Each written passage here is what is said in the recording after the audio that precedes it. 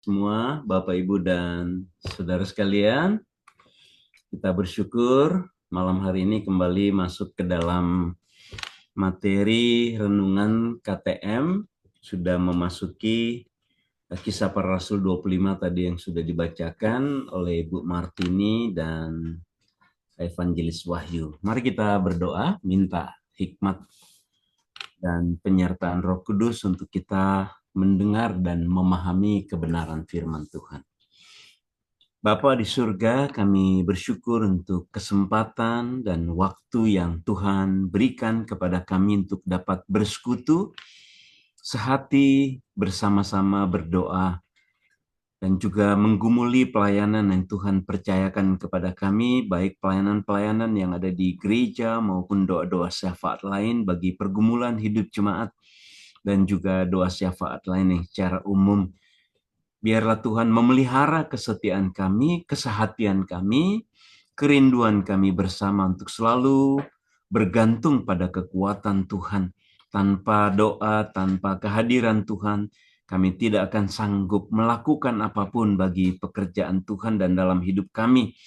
Kami juga bersyukur setiap Kamis kami mencoba belajar dari kebenaran firman-Mu, dan hari ini kami belajar dari Kisah Para Rasul 25. Berkati, kuduskan hamba-Mu dan sertai dengan hikmat kuasa-Mu ya Roh Kudus untuk menyampaikan kebenaran firman-Mu.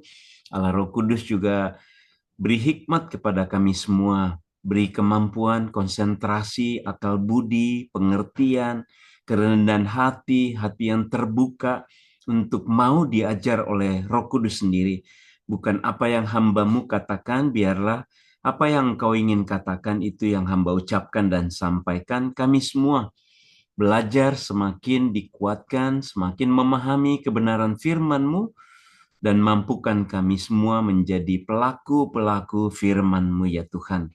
Hanya di dalam nama Tuhan Yesus Kristus Sang Firman yang hidup dan kekal kami berdoa bersyukur. Haleluya. Amin. Baik Bapak, Ibu, dan saudara yang dikasihi Tuhan, Kisah Para Rasul 25 tadi sudah dibacakan. Paulus itu dikatakan minta naik banding karena Paulus merasa pengadilan yang sedang berlangsung itu tidak adil. Ya, ada tuntutan dari orang Yahudi supaya dia dihukum, dibunuh secepatnya. Ya, maka Paulus sebetulnya diselamatkan juga oleh perwira kepala pengawal di Yerusalem. Jadi kalau Bapak Ibu mau memahami pasal 25 ini, harus baca dulu pasal 21. Kalau nggak baca nggak ngerti. Tapi saya kasih overview-nya ya. Sebab kita walaupun sudah pernah mengikuti, sudah pernah dari 20 dan dari pasal 1, tapi kalau nggak dibaca sendiri, nggak ngerti apa yang terjadi. Jadi di pasal 21 kan Paulus mengajar bersama rasul lain di bait Allah.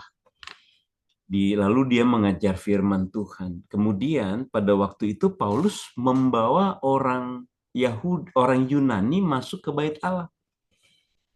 Nah, sama dengan kalau orang Kristen masuk ke rumahnya agama lain yang ekstrim. Mereka nggak mau. Ya dulu saya pernah cerita, teman saya SD aja, tetangga saya bilang, jangan injek tanah gua. Itu anak SD loh, kelas 6. Masuk pekarangannya, najis loh katanya gitu ya. Jadi orang Yahudi ini juga mengatakan hal yang sama kepada orang-orang Yunani yang dibawa oleh Paulus. Itu tertulis di pasal 21 Kisah Para Rasul. Paulus sudah menajiskan bait Allah karena membawa orang Yunani. Lalu dia dikatakan memberontak, sudah merusak, ya, memberitakan berita-berita yang mengguncang dunia karena iri hati mereka sebetulnya. Karena Paulus kan banyak didengar, pengikut-pengikut mereka tuh semenjak Yesus ya memberitakan Injil, pengikut-pengikut orang Yahudi itu banyak yang berkurang ya. Nanti ujung-ujungnya juga berkaitan dengan uang kan, persembahan dan sebagainya. Nah, maka Paulus ditangkap dan Paulus dibawa ketika dia bilang dia orang warga negara Roma, maka supaya selamat dibawa ke Kaisarea. Saya share screen ya Bapak Ibu. Nanti saya berharap Bapak Ibu membaca Kisah Para Rasul dari 21. Asik ya. Maksudnya sangat seru kalau dibaca dengan motivasi yang benar. Nah, tema hari ini adalah mengandalkan Tuhan saat difitnah, dituduh sesuatu yang tidak benar. Ya, dituduh sesuatu yang tidak tepat, bahkan mau dibunuh secepatnya oleh orang Yahudi, oleh ahli-ahli Taurat, oleh imam-imam besar. Sama seperti mereka telah berhasil membunuh Yesus, mereka juga mau membunuh Paulus. Nah, saya membuat gambar di sini ya, Gubernur Festus ke Yerusalem. Jadi ini gubernur baru Bapak Ibu. Di pasal 24 ayat 27 dikatakan di sana, sesudah genap 2 tahun Paulus di penjara di Kaisarea, itu Kaisarea di atas dekat Yope ya. Ketika Petrus juga pergi ke sana untuk mendoakan ya orang Kristen di sana, dan Petrus mendapat mimpi dia boleh makan makanan yang haram, yang berarti dia boleh menginjili orang-orang yang disebut najis itu, yang bukan orang Yahudi maksudnya. Jadi sekarang terbuka saatnya, waktu itu ya, Petrus berkhotbah di tinggal di Yope dan memberitakan Injil juga kepada orang-orang non-Yahudi ya. Nah, dikatakan di sini apa? Felix, itu gubernur Felix yang menahan Paulus 2 tahun digantikan oleh Perkius Festus, panggilannya Festus. Nah, untuk mengambil hati orang Yahudi, dia membiarkan Paulus tetap di dalam penjara. Walaupun tidak ada kesalahan. Sama apalagi Felix. Di dalam pasal 24 itu dikatakan apa? Felix itu tahu jalan kebenaran. Sungguh-sungguh mengerti firman Tuhan. Tahu jalan Alkitab maksudnya. Jadi dia ngerti kekristenan, tetapi tetap dia mau mengambil hati orang Yahudi, nggak mau dilepaskan. Tetap di penjara sampai 2 tahun. Nah, sekarang Festus juga membiarkan Paulus di penjara demi menyenangkan orang Yahudi. Nah, di ayat 25 tadi yang dibahas pasal 25, imam-imam kepala menghadap dia menyampaikan dakwaan terhadap Paulus dengan banyak sekali tuduhan. Ya, nah kalau kita lihat ini cuma gambar aja, ilustrasi. Tadinya gubernur di Kaisarea itu adalah Felix. Nah, di pasal 25 gubernur ya, di Kaisarea diganti oleh seseorang yang bernama Perkius Festus. Jadi panggilannya Festus kalau Bapak Ibu lihat di map ya, Yerusalem, lalu ke Kaisarea di atas. Kaisarea tuh dekat sama Danau Galilea, ya. Kaisarea tuh dekat sama Yopa, ya Jopa. Nah itulah, disitulah juga ibu kotanya Israel, ya maksudnya pantai, ya pusat daripada kota Israel termasuk di situ, ya. Nah sekarang itu pantai yang Gaza itu nanti turun lagi ke bawah. Nah dari kejadian Petrus itu mau dibunuh di Bait Allah itu di Yerusalem. Tetapi akhirnya kepala pengawal di Yerusalem membawa Paulus ke Kaisarea karena Paulus bilang dia orang Roma. Maka tadinya mau dibunuh sama pasukan Roma, tetapi udah sempat diinjek-injek. Ya. Baru Paulus bilang, patutkah warga negara Roma diadili secara tidak benar, baru mereka akhirnya membawa Paulus ke Kaisarea. Jadi di atas itu ya, karena di Kaisarea itu ada gubernurnya Yudea. Jadi seluruh daerah yang ada di peta ini ada gubernurnya, ya, Gubernur Felix yang 2 tahun memenjara Paulus, ya di pasal 24, lalu masuk pasal 25 ada Gubernur Festus. Nanti juga ada Raja Agripa. Saya jelaskan pelan-pelan, ya. Nah, jadi sudah 2 tahun di Kaisarea bukan karena bersalah, ya bukan karena Paulus bersalah, Tetapi karena Felix ingin menyenangkan orang Yahudi, sama Felix maupun Festus itu menggunakan jabatan mereka ya secara politik supaya orang Yahudi senang sama mereka. Lalu ya, saya singkat karena waktu kita terbatas ya Bapak Ibu, langsung saya ke ayat 7 dan ayat 8. Tuduhan utama pemimpin Yahudi adalah Paulus dituduh melawan hukum Taurat, menajiskan bait Allah. Ya, karena Paulus kan mengajarkan hukum anugerah. Hukum di mana sekarang di zaman Perjanjian Baru yang diajarkan Paulus bukan lagi hukum-hukum Taurat, tetapi hukum Taurat yang baru. Taurat yang baru maksudnya apa? Hukum yang diajarkan oleh Tuhan Yesus. Kadang-kadang disebut sebagai Taurat yang baru. Kalau Taurat yang lama itu harus mengorbankan binatang. Harus mempersembahkan roti setiap hari di bait Allah sampai sore. Lampu harus nyala. Lalu setiap orang yang mengaku dosa harus pakai binatang, ya dipotong. Lalu darahnya disebarkan di depan kemah, ya dan sebagainya. Ada puasa, ada perayaan-perayaan, ada perayaan Paskah yang harus membakar domba setahun, ya dan sebagainya. Itu yang diajarkan, harus sunat, wajib sunat. Ya, walaupun Paulus tidak pernah menghentikan ajaran mengenai sunat. Jadi perjanjian Taurat itu nggak diajarkan lagi oleh Paulus. Maka orang Yahudi marah, wah ini sesat ini ajarannya, karena nggak sesuai lagi, sudah tidak mengajarkan lagi mengenai harus sunat. Enggak, karena ada orang Yunani kan sekarang. Dan Paulus tidak menyuruh orang Yunani itu sunat, kecuali Timotius. Karena Timotius harus berhadapan dengan orang Yahudi, supaya dia mudah diterima. Paulus bilang, kamu harus disunat.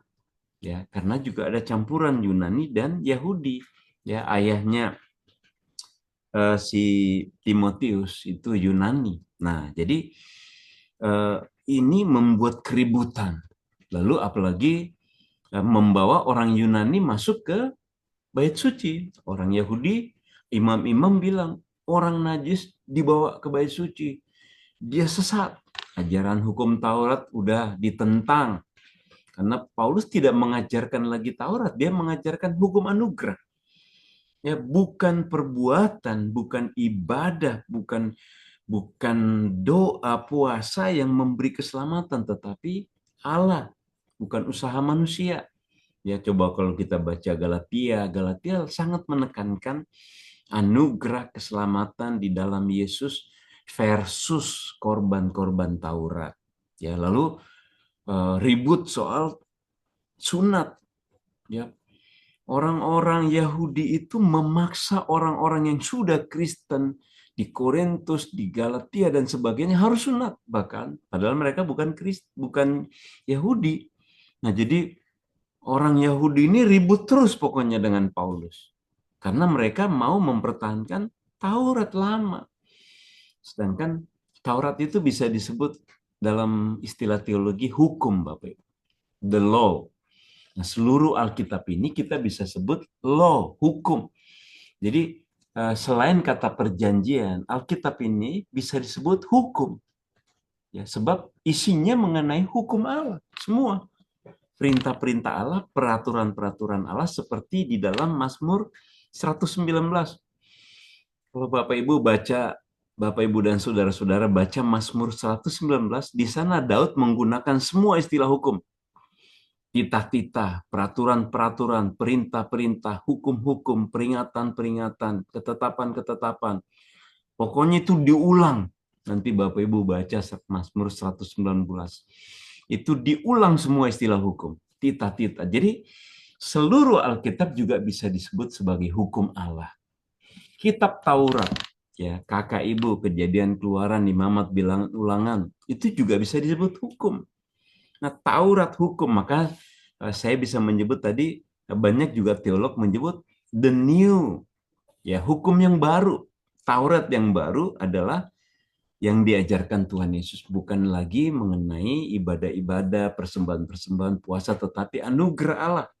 Tetapi juga sesudah kita menjadi orang Kristen, wajib melakukan ibadah-ibadah.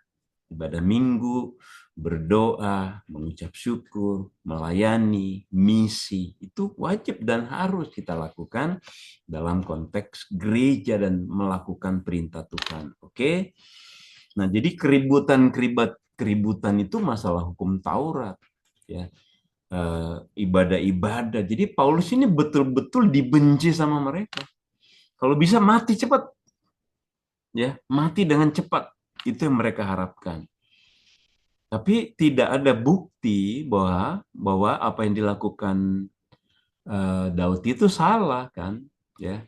Jadi hukum Taurat dilawan. Kedua, menajiskan bait Allah karena apa Bapak Ibu tadi orang Yunani dibawa masuk ke bait Allah, menghasut, pemberontakan terhadap Roma. Ya, itu yang dilakukan oleh orang Yahudi dituduh kepada Paulus. Oke, nanti detailnya Bapak Ibu dan Saudara baca Alkitabnya Kisah Rasul 25. Ya, balik dulu ke tadi ayatnya ternyata loncat. Nih ayat 3, mereka meminta suatu anugerah. Anugerah maksudnya apa, Bapak Ibu? Gratis, nggak usah dihakimi lagi maksudnya. Paulus bawa aja ke sini. Jadi mereka minta ketika Festus datang ke Yerusalem sesudah diangkat jadi gubernur, orang-orang Yahudi bilang, udah kasih aja ke kami itu si Paulus itu, ya, bawa ke sini saja, diadili di sini, jangan diadili di Kaisarea. Sebab ya di ayat 3 bagian terakhir apa? Mereka sedang membuat rencana untuk membunuh Paulus di tengah jalan. Di pasal 24 Bapak Ibu kalau baca, pengawal itu menyiapkan 200 pasukan tombak untuk membawa Paulus ke Kaisarea. Satu pasukan berkuda 70 orang naik kuda untuk mengawal Paulus ke Kaisarea. Luar biasa nggak? Karena apa? Orang-orang Yahudi itu sudah naik darah, sudah mendidih. Paulus harus mati. Mereka bayar preman-preman, teroris-teroris. Ya, di zaman itu 40 orang. Mungkin yang paling ganas itu yang dari pasukan padang gurun yang 40 orang itu ada doh. Di Alkitab dijelaskan pasukan yang paling sadis itu 40 orang, mungkin itu mereka disewa oleh ahli Taurat untuk membunuh Paulus. Maka apa? Pasukan pengawal Yerusalem, pasukan Roma itu sampai 200 pasukan bertombak ya, berjalan 70 kuda, lalu kuda untuk Paulus. Itu yang terjadi Bapak Ibu. Nah, makanya saya bilang baca Kisah Rasul itu seru kalau kita lihat seperti sebuah film ya, sebuah buku drama, buku cerita. Ini benar-benar kenyataan yang terjadi. Jadi coba nikmati baca Alkitab seperti nonton film, pasti nanti lebih seru ya. Oke, saya lanjut ya. Tadi kan mereka punya rencana mau bunuh, mau minta lagi kan. Balikin lagi ke Yerusalem. Sebab mereka mau bunuh lagi di tengah jalan. Tetapi Festus bilang, Paulus tetap ditahan di Kaisarea dan ia sendiri bermaksud untuk segera kembali ke sana. Festus balik lagi ke Kaisarea karena dia gubernur baru, dia harus berkunjung ke wilayah-wilayah. Jadi dia juga gubernurnya Yerusalem waktu itu, ya. Nah, ayat 6, Festus tinggal hanya 8 hari atau 10 hari di Yerusalem. Sesudah itu dia pulang lagi ke Kaisarea di atas ya, posisinya dekat Galilea dari Yerusalem. Karena dia berkunjung ke daerah kekuasaan dia. Keesokan harinya dia mengadakan sidang pengadilan dan menyuruh menghadapkan Paulus.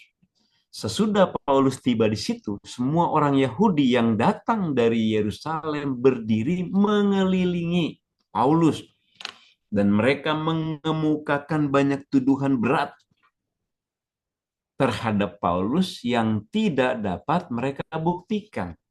Ya, tidak dapat mereka buktikan. Jadi tuduhan-tuduhan itu tidak dapat dibuktikan. Ketika Festus balik ke Kaisarea, orang Yahudi datang karena diundang, ya. Karena mereka minta bawa lagi ke Yerusalem, Festus bilang enggak, dia tetap di Kaisarea. Kalau mau kamu datang ke sana, sebab saya mau balik ke sana. Dan mereka datang. Orang-orang Yahudi semua dikatakan banyak sekali mengelilingi Paulus ya di pengadilannya Festus itu dan memberi tuduhan, tetapi dikatakan mereka tidak dapat memberi bukti-bukti mengenai tuduhan itu. Akhirnya Paulus memberi pembelaan diri. Aku sedikit pun tidak bersalah, baik terhadap hukum Taurat, terhadap bait Allah, maupun terhadap kaisar. Ya, Paulus tidak ada melanggar hukum Taurat, walaupun dia sedang mengajarkan perintah-perintah ajaran-ajaran Tuhan Yesus, hukum Taurat yang baru, yaitu hukum anugerah, hukum kasih Allah. Ya, dengan mengajar itu bukan berarti Paulus sedang melanggar Taurat, tidak. Paulus tidak bilang jangan disunat, nggak ada yang ngomong begitu. Tapi Paulus tidak memerintahkan orang-orang Yunani untuk disunat karena sudah ada perintah baru mengenai sunat rohani, sunat hati. Nah, jadi terhadap bait Allah tidak ada kenajisan. Ya, untuk itu sebab dari awal ketika Kisah Rasul 2 juga sudah banyak orang datang ke bait Allah sebetulnya yang bukan orang Yahudi ya. Waktu ada turunnya Roh Kudus itu, dan juga terhadap kaisar tidak ada bukti bahwa Paulus menggerakkan massa untuk memberontak kaisar. Kaisar tuh di atasnya raja, Bapak Ibu. Jadi gubernur, lalu ada raja, raja itu menguasai wilayah, gubernur ada wilayah lebih kecil, raja lebih besar dari gubernur, di atasnya ada Kaisar Nero, ya, yang menguasai seluruh kekuasaan Roma, termasuk yang mereka jajah.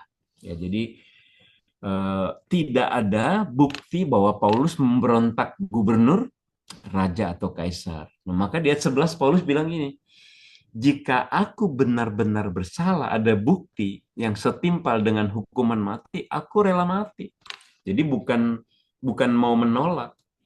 Paulus tidak menolak diadili, Paulus tidak menolak untuk dihukum mati. Dia bilang, kalau benar-benar aku salah, setimpal dengan hukum mati, silakan hukum. Ya. Tetapi dikatakan, jika ternyata tidak benar, tidak ada bukti, tidak ada seorang pun yang berhak menyerahkan aku sebagai anugerah kepada mereka. Sebab orang Yahudi kan minta anugerah, nggak usah diadili. Kasih ke kami aja supaya mati cepat gitu. Ya. Nah, karena Paulus bilang tidak ada seorang pun.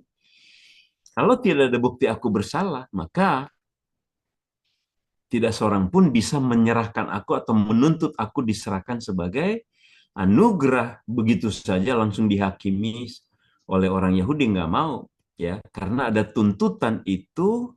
Maka Paulus, soalnya apa, gubernur ini juga nggak mau ngambil keputusan, nggak mau mendukung Paulus. Udah ya udah, tidak ada kebenaran, maksud Paulus tidak salah, udah saya lepas dia, nggak ada. Gubernur dua itu nggak mau melepas Paulus walaupun tidak ada kesalahan. Karena itulah, karena tidak ada bukti dan hukum ngambang. Orang Yahudi menuntut dia dikasih gratis tanpa pengadilan, sementara si Festus ataupun Felix sebelumnya nggak mau ngelepas begitu aja. Karena mereka mau menyenangkan hati daripada orang-orang Yahudi ini yang di Yerusalem itu. Karena pusat kotanya di Yerusalem, imam besarnya di Yerusalem, mereka maunya jadi pendukung, ya, main politik gitu loh, kayak zaman sekarang. Jadi akhirnya apa? Karena Paulus melihat hukum ngambang, dia mau lebih tinggi lagi yang nggak bisa dibantah siapapun. Maka Paulus bilang, aku naik banding kepada kaisar. Kaisar tuh di atas raja. Gubernur, raja, kaisar paling tinggi. Jadi karena dia juga warga negara Roma, maka dia minta. Kalau bukan orang Roma nggak akan diladenin. Orang Yahudi nggak akan diadili, nggak akan diterima dalam pengadilan orang Roma. Urusan kamu sendiri, gitu. Kecuali berkaitan dengan pemberontakan terhadap negara. Tapi ini mereka bilang ini soal doktrin aja sebetulnya mereka ini, ya. Ini soal keselamatan, puasa, sunat, nggak ada urusan dengan kita. Gitu ngomongnya orang-orang Kaisar Roma ini, orang apa pejabat-pejabat Roma ini. Jadi itu sebab Paulus meminta apa? Meminta naik banding karena ngambang. Ya, ya supaya Bapak Ibu mengerti paham. Kenapa Paulus minta naik banding? Karena gubernur nggak mau ngambil keputusan. Sementara orang Yahudi maunya cepat kasih ke kami gratis, kasih sebagai anugerah. Kami bunuh, kami hakimi sendiri. Maksudnya gitu. Maka Paulus bilang, saya naik banding ke kaisar itu. Disetujui apa enggak? Disetujui, kita lanjut ya. Makanya seru kan saya bilang kan? Oke, aku minta naik banding ke kaisar ayat 11. Ayat 8 dia bilang saya tidak melakukan kesalahan pun, aku naik banding. Oke. Nah, jadi karena sidang tidak adil ya dan dia ada di tengah-tengah ngambang, ya Paulus minta naik banding paling tinggi, pengadilan paling tinggi. Ya, makanya zaman sekarang juga ada pengadilan tinggi kan? Dari zaman dulu, hukum-hukum itu belajar dari Alkitab. Pajak 10% itu belajar dari Alkitab. Ya, perlindungan terhadap orang yang tidak sengaja membunuh itu ada semua pelajarannya ada di Alkitab. Yes. Hukum-hukum di dunia ini belajar dari Alkitab. Banyak sekali. Ya, jadi karena dia warga negara Romawi, dia minta naik banding, ya, dan Felix Festus tadi saya sudah bilang itu gubernur di Kaisarea, gubernur di daerah Yudea, gubernur di Yerusalem, cenderung menyenangkan orang Yahudi. Jadi nggak mau memutuskan, nggak mau belain Paulus. Ya, akhirnya apa? Paulus naik banding. Nah, naik banding ini Bapak Ibu, ya, membawa Paulus ke Roma. Itu ada rencana Tuhan, Bapak Ibu. Nanti saya kasih ayatnya, ya Kisah Rasul 23 ayat 11. Ya, naik banding membawa Paulus ke Roma sesuai perintah Tuhan supaya dia bersaksi di Roma. Jadi ada rencana Tuhan, ada rencana besar Tuhan. Tuhan mau Paulus juga memberitakan Injil di Roma. Jadi masalah yang dihadapi oleh Paulus dengan orang Yahudi lalu naik banding itu eh, secara tidak sengaja membawa Paulus ke Roma. Jadi bukan hanya di Yerusalem. Jadi ada alasan untuk pergi di Roma dan nanti pakai pengawal juga, dilindungi dia, dibawa ke Roma, ya, pakai pasukan. Nah itu cara Tuhan luar biasa ya. Bagaimana Tuhan membawa Paulus itu ke Roma itu dengan permasalahan dengan proses naik banding, ya. Jadi sebab kaisar itu di Roma, ya, kaisar kaisar Romawi itu di Roma ibu kotanya mereka pada waktu itu. Jadi pengadilan akan diadakan di kota Roma dan karena Paulus minta naik banding, Paulus nanti dibawa ke Roma. Kita akan ikutin nanti di pasal 26 dan selanjutnya. Nah, ini Bapak Ibu. Gubernur Felix digantikan oleh Gubernur Festus. Lalu di pasal 25, sesudah Festus diangkat jadi gubernur, Raja Agripa, ya, kalau di situ kan ditulisnya hanya Raja Agripa. Sebetulnya dia adalah Raja Herodes II. Raja Herodes I yang membunuh Yohanes Pembaptis dan membunuh bayi-bayi di bawah 2 tahun, lalu Yesus pergi ke Yusuf dan Maria membawa Yesus ke Mesir. Sesudah Herodes I mati, digantikan oleh Raja Herodes kedua atau sering disebut Raja Agripa. Jadi sama-sama Herodes sebetulnya. Ada Herodes I, ada Herodes II. Ada Firaun I di Mesir, ada Firaun kedua gitu ya. Nah, raja ini di atasnya gubernur karena wilayah kekuasaannya lebih besar. Gubernur lebih kecil. Tetapi di atas raja masih ada kaisar. Ya, menguasai seluruh wilayah. Disitulah Paulus minta naik banding, ya.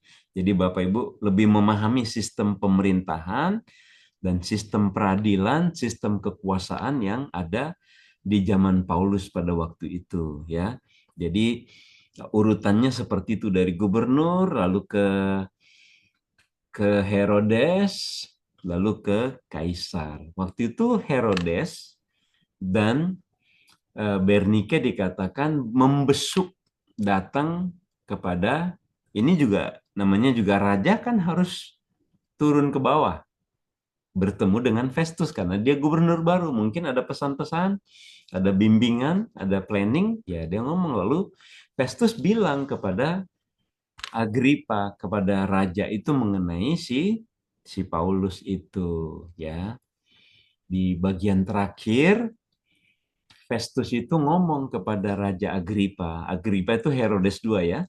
Ya Raja Agripa serta semua yang hadir di sini, di situ ada pengawal banyak, di situ ada imam-imam, ya, di situ aja orang Yahudi banyak yang mau menghakimi, menuntut Paulus untuk dibunuh. Lihatlah orang ini yang dituduh oleh semua orang Yahudi, baik yang di Yerusalem maupun yang ada di sini yang datang ke Kaisarea. Mereka telah datang kepadaku sambil berteriak-teriak. Mereka mengatakan bahwa dia tidak boleh hidup lama-lama, harus cepat mati, maksudnya gitu, ya. Tetapi, nah ini pengakuan Festus gubernur, ya, karena ada raja di situ. Dia harus jelaskan secara detail. Pas ada Raja Agripa di situ, jadi pengadilan juga dihadiri oleh Agripa. Tetapi ternyata kepadaku bahwa ia tidak berbuat sesuatu pun yang setimpal dengan hukuman mati, dan karena ia naik banding kepada kaisar, aku memutuskan untuk mengirim dia menghadap kaisar di mana? Di Roma. Itu akhir cerita dari pasal 25, Bapak Ibu. Minggu depan kita lanjutkan ke pasal 26, ya. Oke, kesimpulannya, ya. Kita belajar tentang kedaulatan Allah dalam sejarah. Orang Yahudi menuntut kematian Paulus karena Paulus mengajar Taurat yang baru, hukum anugerah. Ya, mereka mau cepat-cepat bunuh Paulus karena mereka bilang sesat, karena mengganggu pelayanan mereka, mengganggu dompet mereka, ekonomi mereka, mengganggu otoritas mereka. Jadi Paulus ini harus cepat mati. Tetapi apa? Paulus dibawa oleh pengawal Roma ke Kaisarea karena dia orang warga negara Romawi, maka ya, maka dia dikirim ke Kaisarea karena ada gubernurnya, kantornya di Kaisarea. Ya, jadi lalu Tuhan memimpin Paulus nanti untuk sampai ke Roma itu dengan cara dari kasus ini juga. Ya, sekalipun Paulus dituntut, dituduh secara luar biasa, dia tetap bersemangat memberitakan Injil. Ya, waktu di pasal 21 dia udah dipukulin, udah dijedotin, udah diinjek. Ya, tapi karena ada pengawal, ya, dia minta izin, boleh nggak saya ngomong lagi? Ya, mungkin babak belur, mukanya udah benjol-benjol, minta izin kepada pengawal, dia khotbah lagi di depan mereka. Ya, pokoknya nanti Bapak Ibu baca detail sampai terjadi ketika Paulus ngomong soal kebangkitan, dia tahu di situ ada orang Saduki yang tidak percaya malaikat, tidak percaya ada roh-roh, tidak percaya kebangkitan, ya.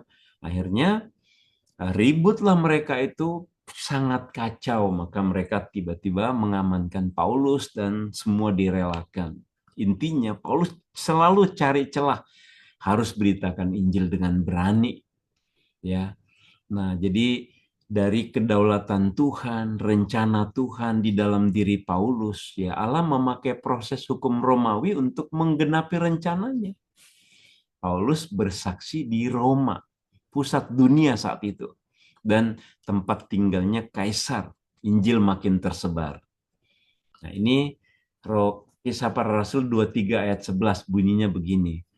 Tuhan datang berdiri di sisi Paulus dan berkata kepadanya, kuatkanlah hatimu, sebab sebagaimana engkau berani bersaksi tentang aku di Yerusalem, demikian jugalah hendaknya engkau pergi ke Roma untuk memberitakan Injil dengan berani di Roma. Jadi kita belajar dari Kisah Rasul 25 ini, bagaimana Tuhan juga hadir, pastinya melindungi, menyertai, berencana atas pemberitaan Injil dalam diri Paulus. Bapak Ibu, kita bisa belajar betapa gigihnya seorang Paulus memberitakan Injil, ya betapa beratnya penderitaan yang dihadapi oleh Paulus, ya sampai mau dibunuh cepat-cepat oleh orang Yahudi, bukan orang Romawi yang mau membunuh Paulus. Tapi dia nggak mau mundur, nggak mau kalah. Kesulitan apapun yang pernah terjadi dalam hidup Bapak, Ibu, dan Saudara, jangan pernah mundur dalam pelayanan. Kita punya sistem imunitas dalam diri kita. Kita punya Roh Kudus. Kita punya Yesus. Itulah kekuatan kita untuk menghadapi semua masalah. Betul, Bapak, Ibu? Sistem imunitasnya sudah ada. Allah ada dalam diri kita. Roh Kudus ada dalam diri kita. Jadi kalau ada yang menyinggung perasaan kita, menyinggung pikiran kita, gunakan imunitasnya. Doa, iman, Alkitab gitu. Jadi jangan cepat-cepat marah, jangan cepat-cepat tersinggung, jangan cepat-cepat nggak mau pelayanan, jangan seperti itu. Belum mau dibunuh kok, betul ya? Belum ada yang bikin golok. Ya, masalah-masalah yang kita hadapi masih masalah-masalah yang kecil. Tapi andalkanlah kekuatan iman itu, tetap melayani dengan baik dan percaya Tuhan berdaulat atas segala sesuatu. Hiduplah dalam cara berpikir yang baru. Hiduplah dengan cara yang baru, sikap yang baru. Jangan hidup di dunia yang lama, sebab orang Kristen banyak pakai pikiran yang lama, perasaan yang lama. Akhirnya apa? Menghambat pertumbuhan, marah, kecewa. Pakailah cara berpikir yang baru, sikap yang baru. Jangan gampang marah, jangan gampang tersinggung, rendah hati, bergandengan tangan. Amin, Bapak Ibu dan saudara sekalian. Ya, kiranya Tuhan memberi kekuatan bagi kita belajar dari kisah para rasul. Nanti akan ada lagi minggu depan, kita belajar kisah rasul pasal 26, kita akan lebih detail lagi dan kita ikuti apa kejadian berikutnya ya Bapak Ibu mengenai Rasul Paulus. Kiranya Bapak Ibu juga belajar baca Alkitab. Ya, nanti Tuhan tanya, ngapain aja kamu seminggu, betul? Ngapain aja kamu hari Kamis malam kalau nggak datang KTM? Ngapain aja kamu jemaat GSRI KB Sabtu pagi nggak ikut doa? Misalnya kalau Tuhan tanya, oh lagi asik main, lagi asik jalan-jalan. Bapak, Ibu, dan saudara kita dipanggil untuk bertumbuh, makin mengenal Tuhan. Mari kita tetap setia kepada Tuhan. Mari kita berdoa. Saya ajak Bapak, Ibu, dan Saudara berdoa masing-masing supaya kuat di dalam Tuhan. Tidak gampang tersinggung, tidak gampang marah ketika ada konflik, beda pendapat, beda cara melayani, tapi rendah hati sebab Tuhan juga menggunakan masalah itu untuk melakukan sesuatu yang lain yang tidak kita pikirkan, membentuk kita, memproses kita supaya lebih rendah hati. Hanya orang yang menderita yang bisa mengasihi orang. Hanya orang yang pernah mengalami penderitaan yang besar yang bisa empati kepada orang yang bermasalah. Kalau orang sukses terus, dia bangga terus atas hidupnya. Susah dia empati. Jadi kalau Bapak Ibu sedang mengalami masalah berat, itu Tuhan sedang melatih supaya kita bisa rendah hati. Mari kita berdoa. Bapa di surga, kami bersyukur malam hari ini kami boleh berdoa dan juga belajar dari kebenaran firman-Mu, khusus dari Kisah Rasul 25, bahkan juga dari bagian-bagian sebelumnya. Sebab tanpa mempelajari bagian sebelumnya, kami tidak akan mampu memahami apa yang terjadi di Kisah Rasul 25. Kami melihat, menyaksikan bagaimana Tuhan memakai Rasul Paulus sebagai alat penginjilan, rasul yang luar biasa yang merelakan seluruh hidupnya untuk Tuhan.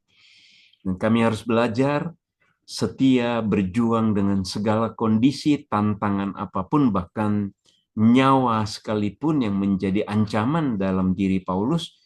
Dia rela mati kalau dia melakukan kesalahan, tetapi dia pun Tuhan yang sudah menentukan agar dia juga memberitakan Injil dengan berani di Roma.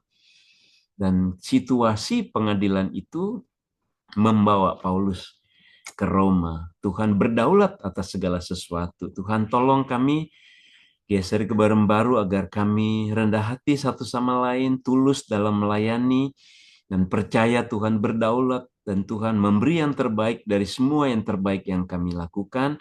Berkati agar geser ke baru terus bermisi, bersemangat, berapi-api melayani Tuhan. Kami bergandengan tangan satu sama lain membangun gereja-Mu. Terima kasih Bapa, sebentar kami akan berpisah satu sama lain. Bahkan kami juga akan beristirahat pada malam hari ini. Tuhan karuniakan kepada kami istirahat yang baik dengan keluarga kami dan seluruh jemaat. Tuhan jaga, Tuhan lindungi, Tuhan pagari kami, dan juga pulihkan kesehatan kami jikalau ada di antara kami yang sedang sakit. Beri kekuatan yang baru, kekuatan iman, dan biarlah damai sejahtera, sukacita dari Allah Roh Kudus, dari Bapa dan dari Tuhan Yesus berlimpah-limpah atas hidup kami sekalian. Terpujilah Engkau Bapa di surga, dalam nama Tuhan Yesus Kristus, kami berdoa dan bersyukur. Haleluya. Amin.